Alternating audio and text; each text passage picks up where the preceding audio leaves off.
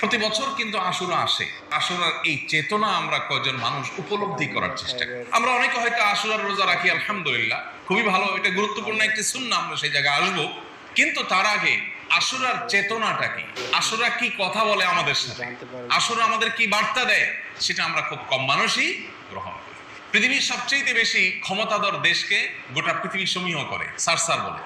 দুর্বল দেশকে পারলে সবাই আগ্রাসন। একজন মুসলমান এর বিপরীতে তিনি আদর্শিক ভিত্তি এটাকে মাথায় রেখে, এটাকে সামনে রেখে তিনি তার পথ চলা নির্ধারণ করবেন না।